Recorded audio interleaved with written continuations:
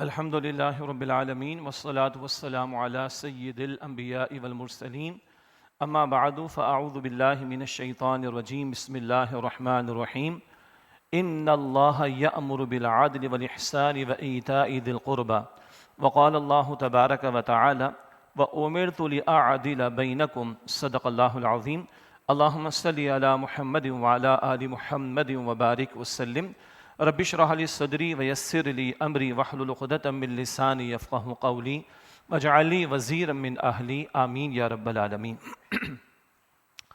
تنظیم اسلامی کے زیر اہتمام گزشتہ جمعے سے 11 اگست سے ہم نے 3 ہفتوں پر ایک مہم کا آغاز کیا ہے۔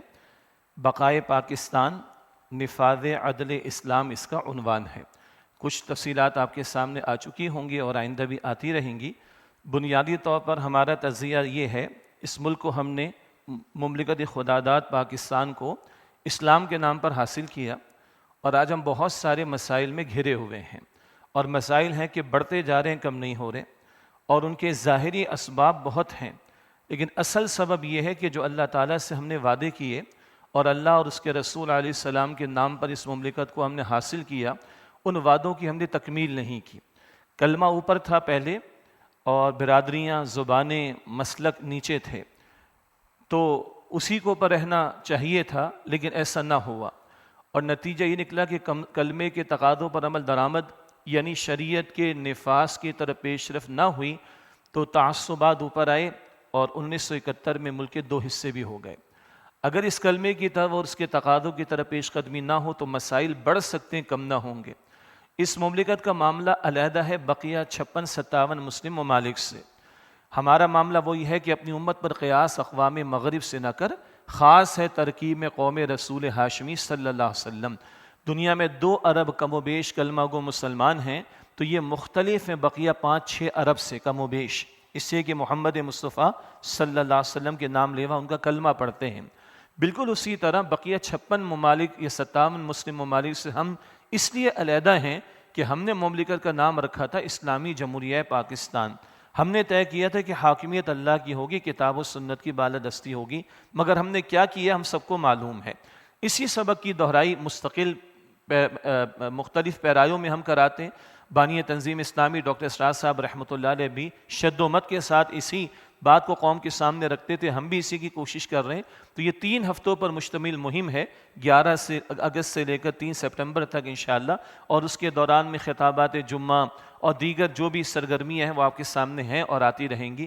ہماری گزارش ہے کہ اس میں آپ ہمارے ساتھ تعاون کیجیے، اور اس خیر کے کام میں اس بات کو آگے بڑھانے، قوم کو اصل کی طرف لوٹنے کی طرف لانے، رجوع الی اللہ کی دعوت دینے، توبہ کی طرف اور اجتماعی توبہ کی طرف دعوت دینے میں ہمارا ساتھ دیجیے۔ اب اس مہم کا نام جو ہم نے رکھا وہ ہے بقائے پاکستان نفاذ عدل اسلام۔ پاکستان کے استحکام کی بات نہیں ہو رہی، پارٹی بھی بن گئی ہے، لیکن مسئلہ اب تو پاکستان کی بقا کا ہے، اور بنا اگر اسلام کے نام پر تھا، لیا اگر ہم نے اسلام کے نام پر تھا، لیا اور بنایا تھا نظریے کی بنیاد پر، تو نظریے کی طرف لوٹنا ہی اس کی بقا کا ضامن ہوگا، اس کے سوا کوئی راستہ ہمارے پاس نہیں۔ اب نفاذ عدل اسلام یہ مستقل ایک کلام ہے، مستقل ایک موضوع ہے، گاہے بگاہے اس کا شد و مت کے ساتھ ذکر آتا رہتا ہے۔ آج کچھ میں کوشش کروں گا کہ اس عدل کے معنی کو اور اس کے مختلف پہلوؤں کو مختصراً گفتگو میں لایا جائے۔ آئندہ جمعہ کراچی میں ہوگا، پھر اس کے جو اور تقاضے ہیں نفاذ کے تعلق سے، اجتماعی سطح پر اس کے حوالے سے محنت کا معاملہ، اغلب یہ ہے کہ وہ گفتگو پھر کراچی میں ہو جائے گی انشاءاللہ خطاب جمعہ میں، اور ہمارا خطاب جمعہ آپ تک پہنچ بھی جاتا ہے، ہماری تنظیم کی ویب سائٹ پر بھی دستیاب ہوتا ہے، اور اس کے علاوہ اور فورمز پر بھی وہ دستیاب کر دیا جاتا ہے۔ جہاں تک عدل کی بات ہے، عدل ہی کے ساتھ ایک اور لفظ قرآن کریم میں قسط استعمال ہوتا ہے۔ یہ دونوں الفاظ تو قرآن کریم میں استعمال ہوئے اور تقریباً سنونمز ہیں، تقریباً ہم معنی ہیں۔ عدل کسے کہتے ہیں؟ اس کا ایک سادہ ترجمہ یہ کیا گیا کہ افراط اور تفریط سے بچنا، توازن پر رہنا، اور یہ کہ جس کا جو حق بنتا ہے اس کو دے دیا جانا۔ علامہ شبیر احمد عثمانی صاحب رحمۃ اللہ علیہ کے الفاظ بڑے پیارے ہیں کہ کسی فرد کے تعلق سے بدون افراط و تفریط، نہ افراط ہو نہ تفریط، ایکسٹریمز کا معاملہ نہ ہو، جس کا وہ مستحق ہے وہ حق اس کو دے دیا جائے، یہ فرد کے تعلق سے ہے۔ تو نہ افراد و تفرید کا معاملہ ہو، ایکسٹریمز کا معاملہ نہ ہو، متناسب معاملہ ہو، اور جس کا جو حق بنتا ہے وہ دے دیا جائے، اسے عدل کہا جاتا ہے۔ اس میں تفصیل آگے ذکر آ جائے گا کچھ مثالوں سے بھی انشاءاللہ تعالی۔ اسی عدل کے ساتھ لفظ استعمال ہوتا ہے قسط کا قرآن حکیم میں، اس پر بھی ایک دو آیات آگے ذکر کر دی جائیں گی۔ البتہ عام طور پر ہم ایک ترجمہ کرتے ہیں، لفظ استعمال کرتے ہیں انصاف کا۔ وہ لفظ اپنی جگہ ٹھیک ہے، مگر اس کا مفہوم بنتا ہے نصف کر دینا، آدھا کر دینا۔ تو عدل کا معنی آدھا کر دینا نہیں ہے۔ مثلاً ایک شخص کے چار بیٹے ہیں مثال کے طور پر، ایک 20 برس کا ہے، ایک 15 برس کا ہے، ایک 10 برس کا اور ایک 8 برس کا ہے۔ تو کیا خیال ہے کہ 20 برس والے اور 8 برس والے دونوں کی ضروریات ایک جیسی ہوں گی؟ یعنی 20 برس والے کو بھی 1000 روپے پاکٹ منی دی جائے اور 8 برس والے کو بھی؟ تو یہ عدل نہیں ہے۔ یہ نصف کر دینا، برابر برابر کر دینا، یہ عدل کا معنی اس جگہ نہیں ہے۔ ہاں کہیں کہیں ہوگا، مثال کے طور پر حقوق کی بات کی جائے، شہری حقوق کی بات کی جائے، قانونی حقوق کی بات کی جائے، تو وہ سب کے لیے برابر ہوں گے۔ یہ نہیں کہ عوام تو سڑکوں پر بیچاری چالان بھگتتی رہے اور بڑی بڑی مچھلیاں ہاتھ بھی نہ آئیں جی، اور ایک بندہ 10 برس کی عمر سے عدالت کے چکر لگائے اور 50 برس کا بھی ہو جائے اور اس کا مسئلہ حل نہ ہو، اور بعض وہ ہائی اپس ہوں کہ جن کے لیے استثناء موجود ہو، تو یہ عدل نہیں ہے۔ کچھ معاملات میں شہری حقوق کہہ لیں، قانونی حقوق کہہ لیں، ان معاملات میں سب کے حقوق کیا ہوں گے؟ بالکل برابر ہوں گے۔ تو کہیں اس معنی میں برابر کا معاملہ آئے گا، لیکن عدل کا مطلب ہمیشہ نصف یا برابر نہیں، بلکہ ایک مفہوم ہے کہ جس کا جو حق بنتا ہو اس کو دے دیا جائے، اور ایک مفہوم ہے کہ افراط اور تفریط سے بچنے کی کوشش کی جائے۔ اب یہ جو پہلی بات ہے کہ افراط اور تفریط سے بچنا، یہ اتنا پیارا جملہ ہے، اور عدل اتنا گہرا مفاہیم پر مبنی لفظ ہے کہ امت مسلمہ کو قرآن پاک کہتا ہے کہ وَكَذَلِكَ جَعَلْنَاكُمْ أُمَّةً وَسَطًا، سورہ البقرہ کی آیت نمبر 143، تمہیں امت وسط بنایا۔ وسط درمیان کو بھی کہتے ہیں، بہترین کو بھی کہتے ہیں، اور معتدل کو بھی کہتے ہیں۔ یہود کسی ایک انتہا پر نکل گئے، معاذ اللہ پیغمبروں کی شان میں گستاخیاں کر ڈالیں، معاذ اللہ عیسیٰ علیہ السلام کو شہید کرنے کی ناپاک جسارت کر ڈالی۔ نصارہ دوسری انتہا پر چلے گئے، محبت کے غلو میں اتنا آگے گئے کہ ان کو خدا اور خدا کا بیٹا قرار دے دیا۔ یہ دونوں انتہائیں منع ہیں، اس کے اعتدال پر شریعت محمدی ہے صلی اللہ علیہ وآلہ وسلم۔ اسی طریقے پر معیشت کے معاملات میں دیکھیں، دنیا دو نظاموں سے واقف ہے، جو ایک پریویلنگ ہے وہ کیپٹلسٹ اکانومی ہے، اور اس کیپٹلسٹ کے رد پہ سوشلزم آ گیا تھا۔ یہ دونوں ایکسٹریمز ہیں، ان کے درمیان کی راہ ہے جو وہی ہمیں عطا کرتی ہے کہ فرد کی ملکیت کی بھی گنجائش شریعت عطا کرتی ہے، مگر فرد کو مادر پیدر آزادی نہیں دی گئی، چیک اینڈ بیلنسز لگائے گئے۔ اس کو آپ توازن کہہ لیں، اس کو آپ بیلنس کہہ لیں، اسی کا نام عدل ہے۔ تو عدل کا ایک مفہوم متناسب معاملہ ہونا، افراط و تفرید کا معاملہ نہ ہونا، انتہاؤں کا معاملہ نہ ہونا، معتدل راہ پر رہنا، یہ ایک اپنی جگہ مضمون ہے۔ اور شریعت محمدی جو اللہ سبحانہ وتعالیٰ نے عطا فرمائی، پچھلی کتابوں میں تحریف ہو گئی، پچھلی پیغمبروں کی تعلیمات تو محفوظ بھی نہیں ہیں، تو اب جو شریعت ہمارے پاس موجود ہے وہ سراسر عدل پر مبنی ہے۔ اور وہ کس کی عطا کردہ ہے؟ العدل کس کا صفاتی نام ہے؟ اللہ سبحانہ وتعالیٰ کا۔ ایک اور انداز سے دیکھیں، یہ نقطہ بانی تنظیم اسلامی ڈاکٹر اسرار صاحب رحمۃ اللہ علیہ سورہ فاتحہ کے درس کے ذیل میں صراط مستقیم کے ذیل میں بیان کرتے تھے۔ ہم دعا کرتے ہیں صراط مستقیم کی، جو قرآن کے ذریعے عطا ہوا اور صاحب قرآن صلی اللہ علیہ وسلم کے ذریعے عطا ہوا، اور صاحب قرآن علیہ السلام کو یہ آیت بھی عطا کی گئی سورہ مائدہ کے شروع میں حجۃ الوداع کے موقع پر، الیوم اکملت لکم دینکم، آج کے دن میں نے تمہارے لیے تمہارے دین کو مکمل فرما دیا۔ یہ دین کی تکمیل کا معاملہ اجتماعی معاملات زندگی میں راہ صواب، صاد سے صحیح راہ اور توازن والی راہ عطا کرنے کا بھی تکمیل کا معاملہ۔ ایک رعایا اور حکمراں، ان کے درمیان عدل کہاں سے آئے گا؟ توازن کہاں سے آئے گا؟ اگر عقل انسانی پر چھوڑ دیں تو سارے حقوق رعایا لینا چاہے گی، وہ حکمرانوں کو بیچ ڈالیں گے، اور اگر سارے اختیار حکمرانوں کو دے دیں وہ عوام کو بیچ ڈالیں گے، جیسے کہ اکثر نظر آ رہا ہے۔ اس کی مانو جس نے عوام کو بھی پیدا کیا اور حاکم کو بھی پیدا کیا، تو عدل آئے گا۔ مرد اور عورت میں توازن، دنیا دھکے کھا رہی اور کبھی ایک انتہا پر کبھی دوسرے انتہا پر، او بھائی اس کی مانو نا جس نے عورت کو بھی پیدا کیا، جس نے مرد کو بھی پیدا کیا۔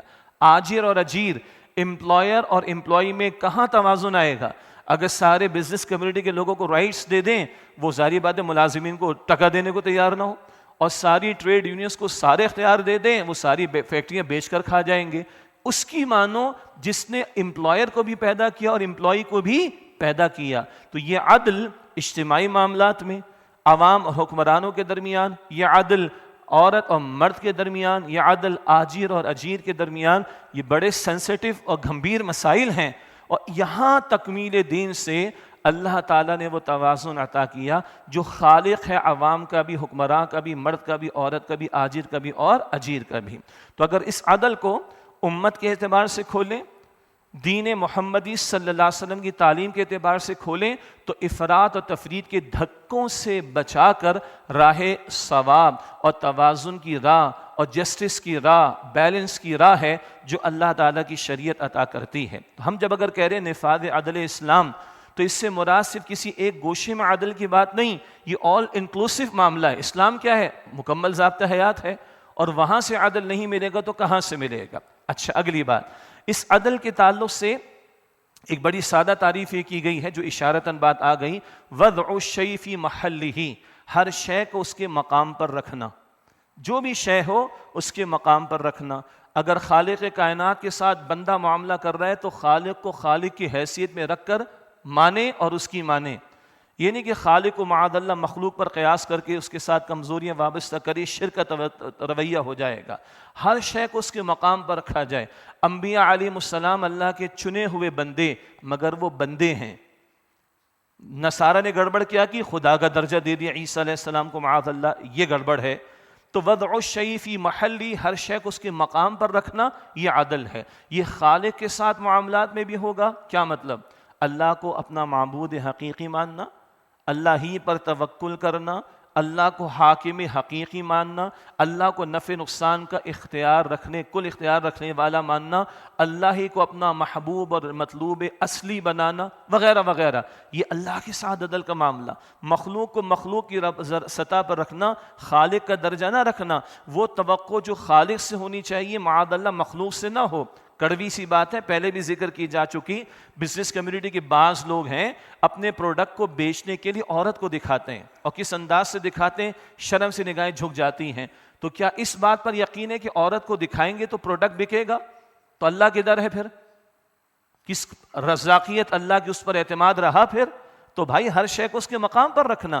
اسی طرح مخلوق خدا کے ساتھ معاملات کرتے ہوئے جس کا جو مقام بنتا ہے اس کو دینا، اسی طرح جس کا جو حق بنتا ہے اس کو دینا۔ تو عدل کیا ہے؟ وضع الشیء فی محلہ، ہر شے کو اس کے مقام پر رکھنا۔ عدل کی ضد بھی سمجھ میں آ جائے تو بات آسان ہوگی۔ بھائی صبح کی روشنی کی اہمیت سمجھ کسے آئے گی؟ جس کو رات کی تاریکی کا تجربہ ہوا ہو۔ شدید گرمی کے بعد جس کو ٹھنڈے پانی کا گلاس ملتا ہے اس کو اس کی قدر معلوم ہوگی۔ تو کہا جاتا ہے تعرف الاشیاء باضدادھا، اشیاء کو ان کی ضد اپوزٹ سے پہچانا جاتا ہے۔ تو ظلم کسے کہتے ہیں؟ ظلم عدل کی ضد ہے۔ وضع الشیء فی غیر محلہ، کسی شے کو اس کے مقام سے ہٹا دینا۔ عدل کیا ہے؟ کسی شے کو اس کے مقام پر رکھنا۔ ظلم کیا ہے؟ کسی شے کو اس کے مقام سے ہٹا دینا۔ سب سے بڑا ظلم کیا ہے؟ سورہ لقمان کی آیت نمبر 13، ان الشرک لظلم عظیم، یقینا شرک سب سے بڑا ظلم ہے۔ کیا مطلب؟ بندہ مخلوق میں سے کسی کو خالق کے برابر کر دے معاذ اللہ، یا خالق کے ساتھ مخلوق کی طرح کی کمزوری وابستہ کر دے کہ اللہ ڈائریکٹ تو نہیں سنتا، مٹھی گرم ہوگی تو اللہ سنے گا۔ یہ تو مخلوق کا مسئلہ ہے نا، چپراسی کا ہاتھ گرم کیے بغیر اندر فائل نہیں جاتی اکثر مقامات پر، یہ مخلوق کا معاملہ ہے۔ خالق کا معاملہ تو ایسے نہیں کہ اس کے لیے کسی کو درمیان میں لانے کی ضرورت پیش آئے۔ تو وضع الشیء فی غیر محلہ، کسی شے کو اس کے مقام سے ہٹانا ظلم ہے، اور یہ ظلم عدل کی ضد ہے، اور سب سے بڑا ظلم کیا ہے؟ وہ شرک ہے۔ تو جب کسی کو کسی مقام سے اس کے اصل مقام سے ہٹایا جائے یہ ظلم ہے، جب کسی شے کو اس کے اصل مقام پر رکھا جائے یہ عدل ہے۔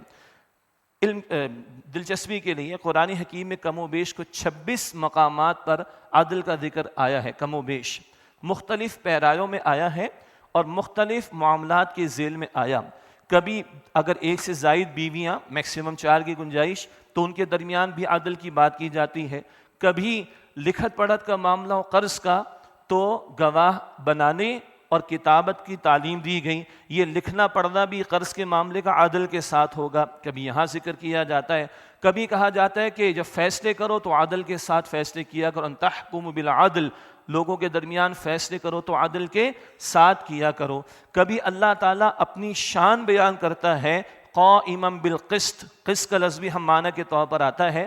آل عمران کی آیت نمبر 18، اللہ قسط کا قائم کرنے والا ہے. کبھی اللہ یوں فرماتا ہے، ہر جمعے میں ہم سنتے ان اللہ یأمر بالعدل، اللہ تمہیں عدل کا حکم دیتا ہے، سورہ نحل کی آیت نمبر 90.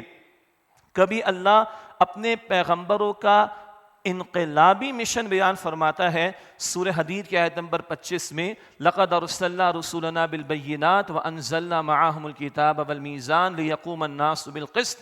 ہم نے رسولوں کو بھیجا، انہیں کتابیں عطا فرمائی، انہیں معجزات عطا فرمائے، شریعت کی ترازو عطا کی، میزان جس میں فیصلہ ہو جائے کس کا کیا حق بنتا ہے، کس کا کیا فرض بنتا ہے. یہ کتابیں کیوں دی گئیں، یہ شریعت کیوں دی گئی، یہ شریعت کی میزان کیوں دی گئی؟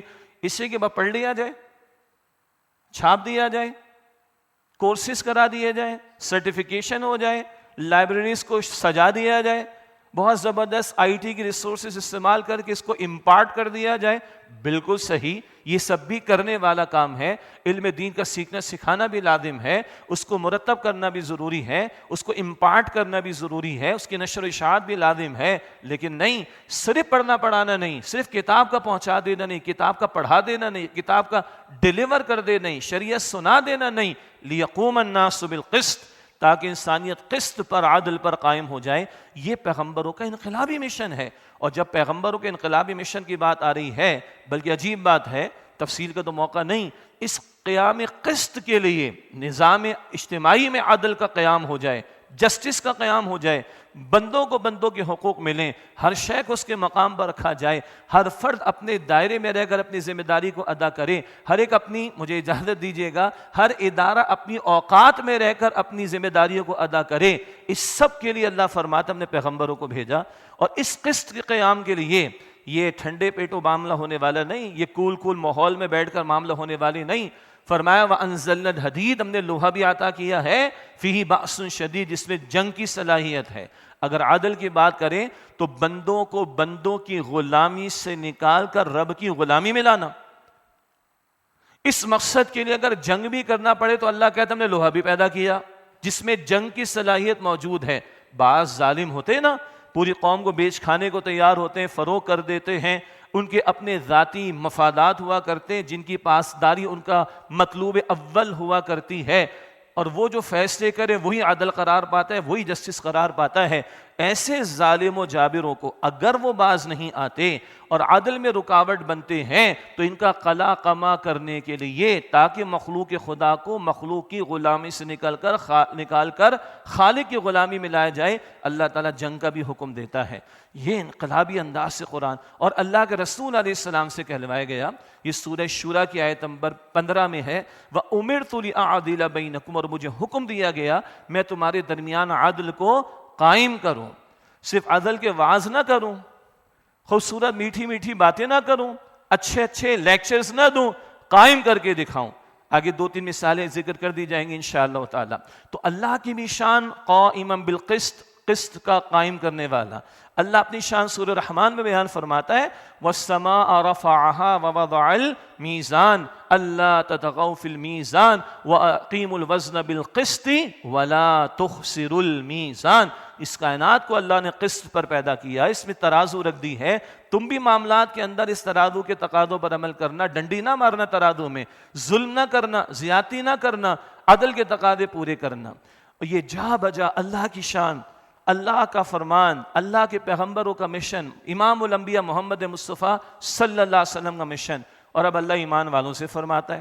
سورہ نساء کی آیت نمبر 135 میں بھی ذکر ہے، سورہ مائدہ کی آیت نمبر 8 میں بھی تذکرہ ہے. الفاظ کم و بیش ایک جیسے، ذرا سی ترتیب کا فرق ہے. یا ایھا الذین آمنوا کونوا قوامین بالقسط شہداء للہ، اے ایمان والو قسط کے قائم کرنے والے بن کر کھڑے ہو جاؤ. ایمان والوں قسط کے قائم کرنے والے بن کر کھڑے ہو جاؤ. شہداء للہ، اللہ تعالیٰ کے لیے گواہی دینے والے بنتے ہوئے. اور دوسرے مقام پر فرمایا مائدہ میں یا ایھا الذین آمنوا کونوا قوامین للہ شہداء بالقسط، ایمان والو اللہ کے لیے کھڑے ہو جاؤ، قسط یعنی عدل کی گواہی دینے والے بن کر۔ آج یہ اس امت سے تقاضا ہے جو آج ظلم و ستم کی چکی میں پستی ہے، جس کے ساتھ اجتماعی سطح پر دنیا میں بھی ظلم ہوتا ہے اور اپنے ملکوں میں بھی ظلم کر رہے ہوتے ہیں یا اس کو بھگت رہے ہوتے ہیں، اس امت کو کھڑا کیا گیا تھا قسط کو قائم کرنے کے لیے، عدل کے نفاذ کے قائم کرنے کے لیے۔ یہ تو چند مقامات قرآنی کا حاصل میں نے آپ کے سامنے عرض کرنا چاہا کہ عدل کو کس کس انداز سے خالق کائنات اپنے کلام میں اہمیت دیتا ہے اور کس کس انداز سے اس کو مختلف پیرایوں میں بیان فرما کر امت کی ذمہ داری قرار دیتا ہے۔ اللہ کے نبی علیہ السلام کی بڑی پیاری حدیث ہے، آپ نے فرمایا صلی اللہ علیہ وسلم کہ عدل کرنے والے، اور یہ عموم کا معاملہ ہے، کچھ مثالیں آج یہ پھر آئندہ کے خطاب جمعہ میں آئیں گی، ایک دو مثالیں بھی عرض بھی کروں گا انشاءاللہ۔ یہ عدل کا معاملہ عموم کا، یہ جو جمعے میں سورہ نحل کی آیت نمبر 90 کی تلاوت کی جاتی، ان اللہ یأمر بالعدل، اللہ عدل کا حکم دیتا ہے، تو یہ عموم کا معاملہ ہے۔ زندگی کے تمام شعبوں میں جو جس کیپیسٹی میں جہاں ہے وہ ان تمام معاملات میں عدل کا رویہ اختیار کرے۔ یہ جینرک ہے، یہ صرف حکمرانوں سے متعلق نہیں، چند اتھارٹیٹیو پوزیشنز رکھنے والوں سے نہیں، ان سے ہے اور قدرے زیادہ بھی ہے، مگر یہ آپ سے اور مجھ سے بھی ہے۔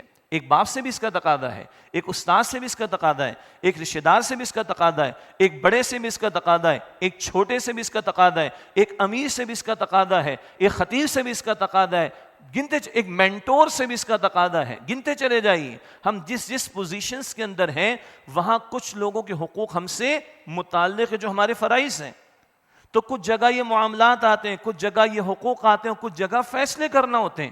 فیصلے عدالت بھی کرتی ہے، حکمراں بھی کرتے ہیں، پارلیمنٹ والے بھی کرتے ہیں، نیب والے بھی کرتے ہیں، الیکشن کمیشن والے بھی کرتے ہیں، عدالت کے ججز بھی کرتے ہیں، میں اور آپ بھی کرتے ہیں۔ تو جو جس پوزیشن میں ہے وہ افراد و تفریط سے بچے اور عدل کے تقاضا پورا کرے، فیصلے خدا کو حاضر ناظر جان کر کرے، کل اللہ کو جواب دینا ہے، اور جس کا جو حق بنتا ہے اس کو دینے کی کوشش کرے۔ یہ جینرک ہے، یہ عمومی ہے، یہ سب سے متعلق۔ اس پر اللہ کے پیغمبر صلی اللہ علیہ وسلم نے فرمایا کہ عدل کرنے والے قیامت کے دن رحمان کی دائیں جانب نور کے ممبروں پر ہوں گے۔ عدل کرنے والے قیامت کے دن رحمان کی دائیں جانب نور کے ممبروں پر ہوں گے۔ ویسے یاد رکھیے کہ حدیث مبارک میں آتا ہے اللہ کے دونوں ہاتھ دائیں ہیں، اللہ کے دونوں ہاتھ دائیں ہیں، خیر ہی خیر ہے، البتہ اس کی کیفیت کو ہم سمجھ نہیں سکتے۔ سورہ شورى کی آیت نمبر 11، لیس کمثلہ شیء، اللہ تعالیٰ کی مثال کی مانند بھی کوئی شے نہیں ہے۔ یہ عقیدے کا مسئلہ۔ بہرحال یہاں ذکر ہے کہ عدل کرنے والے قیامت کے دن رحمان کی دائیں جانب نور کے ممبروں پر ہوں گے۔ یہ کون ہوں گے؟ فرمایا کہ جو فیصلوں میں اور معاملات میں اور اپنے متعلقین کے اعتبار سے عدل کرتے تھے، جو فیصلوں میں، معاملات میں اور اپنے متعلقین کے حوالے سے عدل کا لحاظ رکھتے تھے، عدل کرتے تھے، یہ کل رحمان کی دائیں جانب نور کے ممبروں پر ہوں گے۔ اسی طرح حضور کی معروف حدیث صلی اللہ علیہ وسلم بخاری شریف میں 7 افراد کا، 7 کیٹیگریز آف پیپل، 7 قسم کے افراد کا حضور نے ذکر فرمایا۔ یہ 7 قسم کے افراد قیامت کے دن اللہ کے مراد اس کے عرش کے سائے میں ہوں گے، جب اللہ کے عرش کے سائے کے سوا کوئی سایہ نہیں ہوگا۔ پہلا کون ہوگا؟ امام عادل، عدل کرنے والا حکمراں۔ اور 7 باتیں اس میں مشکل آئی ہیں۔ جوانی کے عالم میں اللہ کی بندگی کرنے والا، تنہائی میں اللہ کے خوف سے جس کی آنکھوں سے آنسو بہہ جائیں، صدقہ ایسے دے کہ دائیں ہاتھ نے دیا تو بائیں ہاتھ کو معلوم بھی نہ ہو، دل جس کا مسجد میں اٹکا رہتا ہو، اور وہ کہ جس کو ایک خوبصورت اور خاندانی عورت نے گناہ کی دعوت دی ہو اور اللہ کا خوف اس پر غالب آ گیا اور وہ رک گیا اور بچ گیا۔ بہرحال، اور وہ 2 افراد جن کی محبت صرف اللہ کی خاطر ہو، جڑے ملیں تو اللہ کی محبت پر، جدا بھی ہوں تو اللہ ہی کی محبت پر ان کا ایک دوسرے کے ساتھ تعلق ہو۔ یہ تقریباً 7 باتیں ہو گئیں۔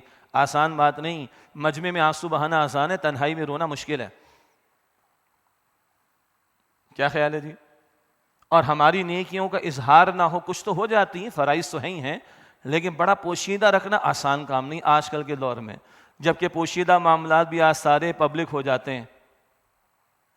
اسمارٹ فون سب بتا رہے ہیں، وہ کہا کسی نے آج کسی کا کریکٹر سرٹیفکیٹ چاہیے تو اس کا اسمارٹ فون لے لو بس. کیا خیال ہے جی؟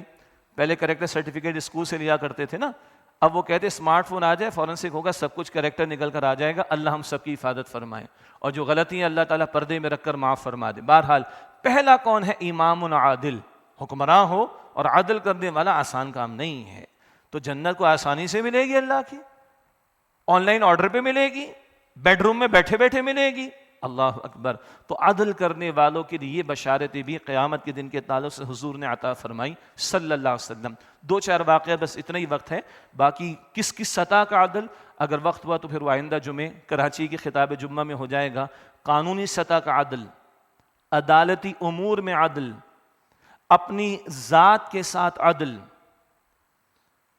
اپنے متعلقین کے ساتھ عدل, اپنے گھر والوں کے ساتھ عدل,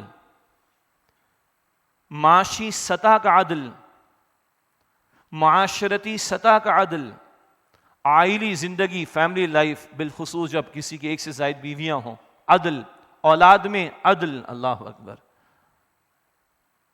اسی طرح کمزور طبقات کے ساتھ عدل, اور عجیب لگے گا آپ کو, بڑا ہے تو چھوٹے کے ساتھ عدل, چھوٹا ہے تو بڑے کے ساتھ عدل, حکمراں ہے تو رعایا کے ساتھ عدل, گنتے چلے جائیے.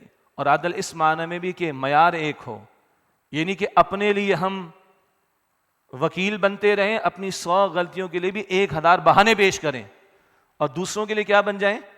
جج بن جائیں, ذرا موقع نہ دیں فوراً فیصلہ دے دیں. ادھر معاملات پر کلام کرتے ہوئے, کامنٹس دیتے ہوئے بھی عدل کا معاملہ, یہ اپنی جگہ پر. آئیے اللہ کے پیغمبر علیہ السلام کی زندگی میں 2-3 باتیں دیکھیں صلی اللہ علیہ وسلم. آغاز وحی سے بہت پہلے کی بات, مشہور واقعہ آپ کے علم حلف الفضول کا واقعہ. یہ کس حوالے سے تھا؟ کچھ لوگ جو معاشرے میں کمزور طبقات, یا باہر سے کوئی آئے جس کو کسی قبیلے کی پروٹیکشن حاصل نہیں, تو اس کی تو زندگی اجیرن ہو جاتی تھی, اس کا تو حق مارا جاتا تھا, ظلم و زیادتی ہو جایا کرتی تھی. تو بعض افراد نے مل کر یہ معاہدہ کیا, اللہ کے رسول علیہ السلام اس میں موجود رہے. یہ تو آغاز وحی سے پہلے کی بات ہے. بعد میں حضور نے فرمایا صلی اللہ علیہ وسلم یہ آغاز وحی کے بہت بعد کی بات ہے. آج بھی اگر حلف الفضول جیسا کوئی معاہدہ ہو جہاں کمزور طبقات, مظلوم طبقات کی داد رسی کے لیے کچھ لوگ جمع ہو کر محنت کرنا چاہیں اور مجھے دعوت دی جائے, تو آج بھی ایسے معاہدے میں شریک ہوں گا.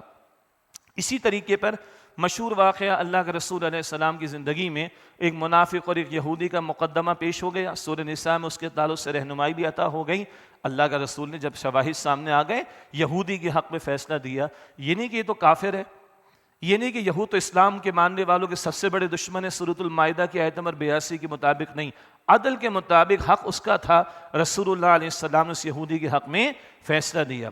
خیبر کی فتح ہو گئی 7 ہجری, ہم جانتے ہیں, اور اس بات پر اتفاق ہوا جو فصل ملے گی آدھی مسلمانوں کو وہ دیں گے اور آدھی یہود کی ہوگی. لکھا ہے سیرت کی کتابوں میں, عبداللہ بن رواحہ رضی اللہ تعالیٰ عنہ تشریف لے گئے وصولی کے لیے.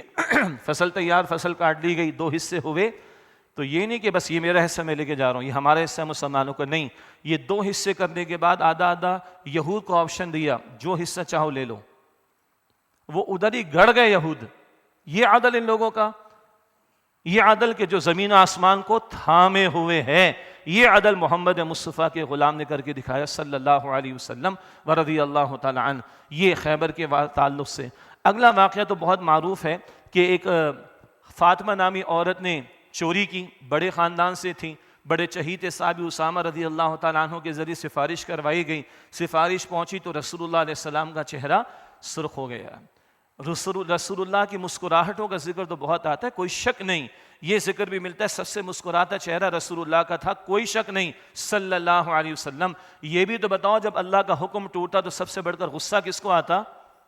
اللہ کے رسول کو. آج نہیں آ رہا امت کو. دین کی تعلیمات کا مذاق, دین کے احکامات کا مذاق, دین کے واضح احکامات کے خلاف قانون سازیاں, ظلم و ستم, چہروں کا رنگ بدل نہیں رہا. تو اللہ کے رسول کا چہرہ بدل گیا, سرخ ہو گیا غصے کے مارے. اور آپ نے فرمایا صلی اللہ علیہ وسلم, دیکھو تم سے پچھلی قوم اس لیے برباد ہوئی کہ جب کوئی بڑا ظلم کرتا تو چھوڑ دیا کرتے تھے, جیسے آج بھی. میں تو بار بار عرض کر رہا ہوں, ٹریفک پولیس والے لاہور میں بھی چالان کرتے ہیں, کراچی میں تو آج کل 1 درجن کھڑے ہوتے ہیں ایک موٹر سائیکل والے کو پکڑنے کے لیے, بڑے فارغ لگ رہے ہو. 500 کا چالان. اور 50 کروڑ سے اوپر والے وہ بھی پکڑے نہیں جا رہے, 50 کروڑ سے نیچے والے وہ بھی پکڑ میں نہیں آ رہے, اور کھربوں کی کرپشن کرنے والوں کو کوئی پوچھنے والا نہیں. یہ ظلم نہیں ہے تو اور کیا آخر؟ 500 تو گریبان چاک کر کے بھی نکالیں گے, پھاڑ کر بھی لڑ رہے ہیں, پولیس کے اہلکار لڑ رہے ہیں اور عوام بھی لڑ رہی ہے اس سے. اسی طریقے پر پیٹرول بڑھا دیا, ڈالر اوپر چلا گیا, بجلی بڑھا دی, کیا کرے آدمی؟ اور ادھر سینکڑوں اور ہزاروں لیٹر جو ہیں وہ بڑے ہائی افس کو, وہ فورسز کے لوگ ہوں, وہ عدالت کے ججز ہوں, وہ بیوروکریسی کے لوگ ہوں, سینکڑوں کے حساب سے اور ہزاروں کے حساب سے پیٹرول بھی لیٹر مل رہا ہے ان کو, اور ان کے جناب بجلی بھی فری مل رہی ہے. بڑے بڑے ہاؤسز ہمارے, ان کے جو کچن کے خرچے ہیں وہ کروڑ کے اربوں میں, اور عوام کو آٹا بھی شاید نہیں ملتا, بیچاری لائن میں لگ کے مر جاتی ہے. ظلم ہے سارا. تم سے بچنی ہلاک اس لیے ہلاک ہوئے, چھوٹے نے جرم کیا اس کو سزا دیتے, بڑے نے جرم کیا اس کو چھوڑ دیا کرتے. بالفرض محال اگر میری لخت جگر فاطمہ الزہرا رضی اللہ تعالی عنہ بالفرض محال اس نے بھی اگر عمل کیا ہوتا, بالفرض اس کے بھی ہاتھ کاٹنے کا میں حکم دیتا. تو باتیں نہیں کی, عدل قائم کر دکھایا محمد مصطفیٰ علیہ السلام نے. مجھے بتائیے کہ اگر نفاذ عدل اسلام کا یہ مطلب ہے کہ ظالموں کو پکڑو, مظلوموں کی داد رسی کرو, حقدار کو اس کا حق دو, مجرموں کو سزائیں دو, تو اس سے پاکستان کیا پوری دنیا کے مسائل حل ہوں گے کہ نہیں ہوں گے؟ یہ دعوت ہم دینے کی کوشش کر رہے ہیں. بعض واقعات حضور کی زندگی کے بعد کے, وہ پھر کسی اور موقع پر انشاءاللہ. تو یہ مہم مستقل ہماری انشاءاللہ جاری رہے گی. اسی سبق کی ہم دعوت دے رہے ہیں, اسی بات کی طرف توجہ دلا رہے ہیں, عدل اسلام کی طرف, نفاذ اسلام کی طرف لوٹنے کا معاملہ. اس کے سوا ہمارے مسائل کا کوئی حل نہیں ہے. باتیں بہت ہے. ایک واقعہ جو پیش آیا ہے, ظاہری بات ہے اس پر ہمیں بھی افسوس ہے اور فکر مندی کا معاملہ ہے. اور یہ جو کچھ بھی جڑاوالا میں ہوا ہے عیسائی برادری کی املاک کے ساتھ اور ان کے چرچز کو جلانے کا معاملہ, ظاہری بات ہم سب اس کی مذمت کرتے ہیں. کسی بے قصور کو سزا دینا اور کسی کی املاک کو بلا وجہ جلانا, کوئی اس سے اتفاق نہیں کرتا, یہ بھی عدل کے منافی ہے. اور ہمارا کہنا یہ ہے کہ اس دین اسلام حقوق عطا کرتا اقلیتوں کو. آپ دیکھیے نا, وہ خیبر کے یہودیوں نے کیا کہا جی, خیبر کے یہود نے کیا کہا, یہ فیصلہ عدل کا تم لوگوں کا, اسی کی وجہ سے زمین و آسمان قائم ہے. مسلمانوں کی تاریخ میں بدترین ادوار گزرے, مگر کئی کچھ مقامات پر وہاں کی غیر مسلم اقلیت نے ریوولٹ نہیں کیا, آزاد ہونے کی بات نہیں کی. ان کو پتا تھا کہ جتنے حقوق ان مسلمانوں سے ملنے ہمارے اپنوں سے نہیں ملیں گے. تو تعلیمات اپنی جگہ پر ہیں غیر مسلموں کے بارے میں, اقلیتوں کے بارے میں. اگر وہ ایک اسلامی ریاست میں رہیں گے اور اس کی اسلامی ریاست کی بالادستی کو قبول کریں گے, تو ان کی جان, مال, آبرو, عقیدہ, گھر, عبادت گاہ, اس کی حفاظت اسلامی ریاست کی ذمہ داری ہوگی. ہاں, ان کو پبلک میں اپنے نظریات کے پرچار کرنے کی اجازت نہیں ہوگی, سیدھی سی بات. لیکن ان کی جان ہے, مال ہے, آبرو ہے, عقیدہ ہے, گھر ہے اور ان کی عبادت گاہ ہے, اس کی حفاظت اسلامی ریاست. اور اس کے اگینسٹ اسلام تو قائم نہیں ہے نا, وہ جزیہ دیں گے, اور جزیہ گالی نہیں ہے, وہ ٹیکس ہوگا جس کے اگینسٹ ان کو پروٹیکشن دی جائے گی. اور پاکستان کے آئین میں بھی اقلیتوں کے حقوق کے تحفظ کی ضمانت دی گئی ہے. یہ بات اپنی جگہ ایک اہم معاملہ. دوسرا اہم معاملہ کیا ہے, ہم دنیا میں رو رہے ہیں کہ قرآن پاک کی بے حرمتی ہو رہی, اور اللہ معاف رکھے ہمارے مملکت خدا داد میں کام ہو قرآن حکیم کی بے حرمتی اور رسول اللہ صلی اللہ علیہ وسلم کی شان اقدس میں گستاخی کا معاملہ. تو بتائیے پوری دنیا میں کس منہ سے بات کریں گے ہم؟ اگر یہ کام کسی نے کیا ہے تو اس مجرم کو سزا ملنی چاہیے. اور یہ بہت اہم مسئلہ ہے. 295C ہمارے قانون میں, آئین میں موجود ہے, اور اس کے تحت اس طرح کی گستاخیوں پر سزائیں موجود ہیں. افسوس سے کہنا پڑتا ہے پچھلی تمام حکومتیں, تمام کے تمام, کوئی سیریس نہیں, ایک بھی سزا کا نفاذ آج تک نہیں ہوا ان گستاخوں کے بارے میں. ماضی کی فگر مجھے پتا ہے 1250 سے زیادہ کیسز تھے, غلط بھی تھے مگر مجرم بھی تھے, ان میں ایک کو سزا نہیں ہوئی. جب تک یہ سزا کا نفاذ نہیں کریں گے تو بعض وہ لوگ جذبات میں بہہ جاتے ہیں اور جذبات میں آ کے کچھ بھی کر جاتے ہیں, اور وہ کسی کا آلہ کار بھی بن سکتے ہیں. پھر ایسے واقعات ہمیں دیکھنا پڑیں گے. تو حکومت کو چاہیے جو واقعتاً گستاخی کے مرتکب ہیں ان کو عدل اعلان سزا دی جائے. ایک ہفتے دکھا دیں 100 چینلز کے اوپر, پھر بتائیے کوئی اس طرح کا واقعہ پاکستان میں ہوتا ہے کہ نہیں. تو یہ حکومت کو اس انداز سے بھی. اور دوسری طرف اگر گرجا گھر جلائے گئے ہیں, املاک کو نقصان پہنچایا گیا ہے, ایسے شرپسندوں کو بھی جو واقعتاً مجرم ہیں ان کو بھی سزا دینی چاہیے. اس کی گنجائش نہیں نکلتی کہ جو چاہے اٹھے کسی کے گھر کو جلا دے, عبادت گاہ کو جلا دے, یہ بات بھی درست نہیں ہے. تو حکمرانوں کو اپنا کام کرنا ہے, اور گستاخ اگر واقعتاً وہ آئیڈینٹیفائیڈ ہیں تو ان کی سزا کا نفاذ ہونا چاہیے, تاکہ یہ جذبات مسلمانوں کی وہ بھی نہ بھڑکیں. اور اگر کسی شرپسند نے کسی کے گھر کو بلا وجہ جلایا, چرچ کو جلایا ہے, ان کو ثابت کرے جرم, ان کو بھی سزا دی جانی چاہیے. سزا کے نفاذ کے بغیر یہ جان مال آبرو محفوظ نہیں رہ سکتی. یہ بھی نفاذ عدل اسلام کا تقاضا ہے. اسلام اگر سزاؤں کا بھی ذکر کرتا ہے, 12 ہم نے بات کی ہے, وہ اس لیے ہے تاکہ لوگوں کی جان مال آبرو کی حفاظت رہے اور معاشرے انتشار کا شکار نہ ہو. اللہ تعالی ہمیں ہمارے ذمہ داران کو ہدایت دے اور نیک عمل کی توفیق عطا فرمائے.